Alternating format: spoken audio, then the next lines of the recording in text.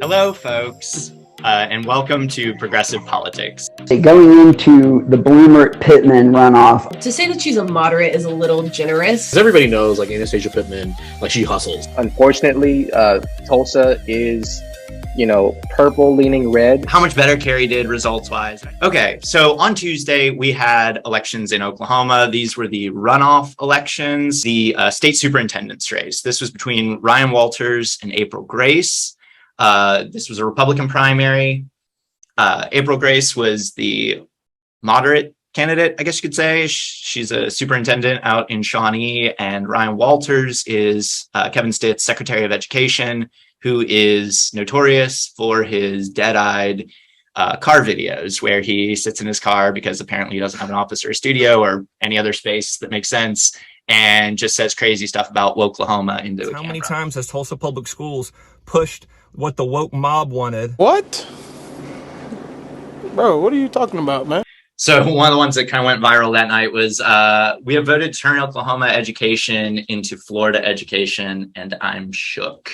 What do you guys what are your thoughts, reactions about Ryan Walters and the state superintendent race? So I want to start off with talking about April Grace. To say that she's a moderate is a little generous. She's more of a conservative moderate. She's still anti-CRT, but it's not the main focusing point that she chooses to talk about every single time. She'll talk about it briefly, like even on her website. She says that parents should have more choice in their children's school life, whether that includes not learning CRT or I don't remember the other thing the school voucher thing. I think she was also somewhat for that as well. But then you have Ryan Walters, who takes every single opportunity he has to just like talk about the woke agenda and leftist indoctrination and all these words that don't necessarily mean anything, at least not coming from his mouth. So, Ryan Walters is part of the Stitt mob. Like, that's what he is. Like, he's another messenger in the Stitt mob. And I mean, of course, I've seen a lot of messages out there, people saying that, like, either we're going to go into another teacher strike if Ryan Walters ends up becoming our superintendent of education, or there's going to be a mass exodus. And my biggest thing is like this. With him becoming our next state superintendent, if he wins in November, education is going to go down the drain. You are going to see money poured into private schools. I mean, we're already in a place where like teacher pay is already, in the hole. And the only reason that they raised it is simply for the fact that like they were angry enough. Only other thing I would add is just there is a Democratic candidate. She's an active teacher right now. But anyway, Gina Nelson. I mean, really, if folks want to stop Ryan Walters, like she is the last kind of line of defense there. Real quick about the Democratic primary for U.S. Senate. This was between Madison Horn and Jason Bollinger. We did endorse Madison Horn, who won with like 65-ish% of the vote. So it wasn't really close. There was some speculation that Madison Horn is benefiting from the Horn name. I don't know. I mean, a 30-point win is pretty big. Other thoughts on that one? Well, this is the race that we got the most, clapback for endorsing Madison Horn. But it's one of those situations. It was, Marty. It's a little crazy to say it. It's kind of an interesting race. I mean, it's Langford's seat, and he's in a pretty safe position. I mean, he doesn't do shit besides go to the border and talk about how it needs to be better. But like, I don't know. To rural Oklahomans, I guess that resonates with them. I'm not sure. I wish their race didn't get as like fuzzy as it did. I'm happy with what's going on with Madison winning and everything like that. There was definitely some debacles around like the debates close towards the end, but like just knowing logistically calling for a debate within like the last 2 weeks of campaigning is just tough, especially when you're in GOTV. Nick, I think I were kind of talking about this too. Was like, she's going to have to go right back around immediately and ask for debate. Right. And she should still do that. It's just now her argument's been a little bit diluted because, she didn't do that with Jason. So as we all know, local elections play a very important role when it comes to bringing real change in communities. And Oklahoma counties in dire need of drastic change. District 1 is up for grabs in November, and Kerry Bloomert secured her place for the November election beating former state senator Anastasia Pittman by only 120 votes. I mean, the question on the table, did everybody expect Kerry to pull through, and by that short of a margin? It was a nail biter. Like, Nick and I did the stream on Tuesday night, and we thought we were going to be able to wrap up by like 9:30, but we went on closer to 10 because this race was just like down to the freaking wire.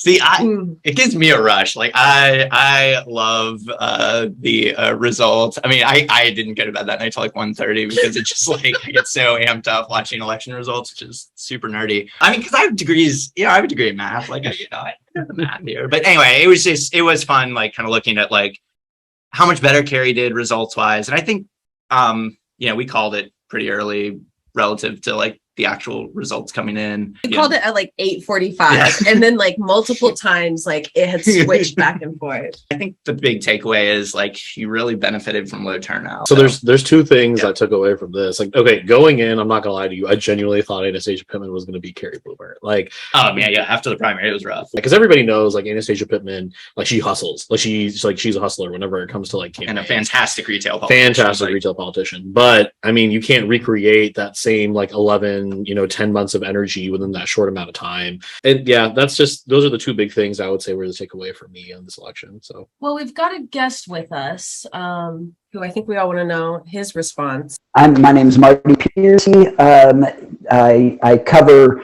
local politics in Oklahoma City and Oklahoma County. So this is kind of my bread and butter. This is what I've spent the last 3 years like hyper focused on, is like county and city politics. Going into the Bloomer-Pittman runoff, I had no idea who was going to come out with it. I mean, I really didn't have a feeling about it, which was borne out by the fact that it was such a narrow margin of victory. I didn't know how it was going to go, and I wouldn't say I have an emotional reaction to how it went. I didn't know going in, and that's rare for me. I feel not that like it's rare in this instance for me to have an idea.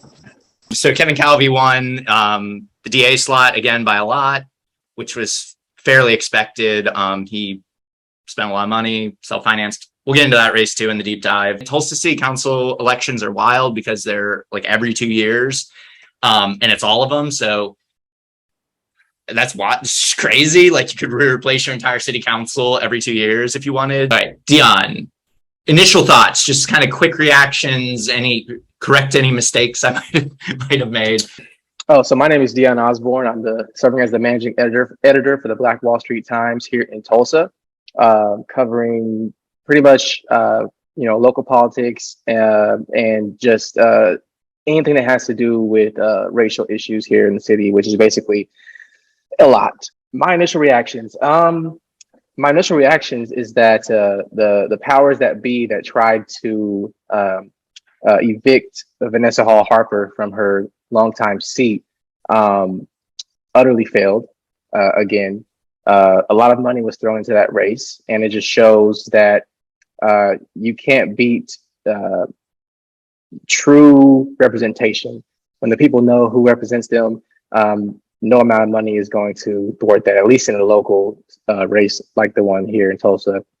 Laura Bellis, barely making it without going to a runoff. I think that just shows that she had the most authenticity in that particular race, the most character, and the most endorsements by community members. Whereas her, most serious opponent, Michael Feimster, was the usual type of, business, FOP endorsed, just trying to ride by, his financial accomplishments, those types of things. And in that district, which is one of the most progressive districts in Tulsa, I think it just shows again that people know what they want in a city councilor. A good corollary in Oklahoma City is Ward 2. It's like one of our highest turnout, very progressive districts, and James Cooper won it outright in like a six-way primary. Yeah. So yeah, very, very similar sort of, and he was like a longtime community kind of active person. But I would say, District 1, 4, and 7, have always been the only reliable progressive votes that we've had.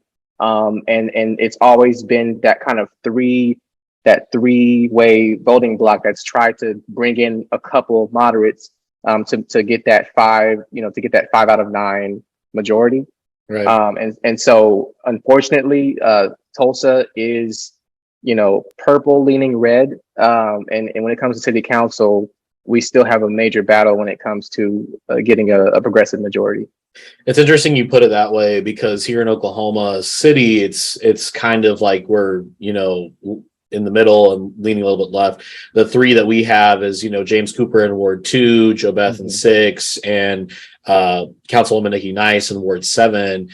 We're starting to see some more seats in the more moderate areas start to come up for play here too. So that's going to set up a very interesting, 4 years, as well as maybe put our mayor into some tougher spots. So thanks for joining this week's discussion on progressive politics. If you'd like to hear more, make sure that you follow, like, and share our content. And if you want to see an uncut version of today's episode, it will be on our YouTube channel. We'll see you later.